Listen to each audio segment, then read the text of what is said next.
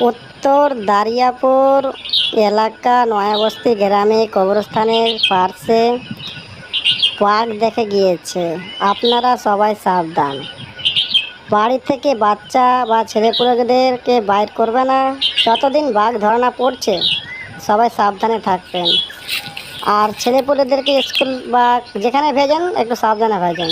যতদিন ধরা না পড়ছে আপনারা একটু সাবধানে থাকেন। এটা হচ্ছে তোমার উত্তর দারিয়াপুর নয়াবস্তি গ্রামের কবরস্থানের দেওয়ালের উপরে বাঘ দেখা গিয়েছে।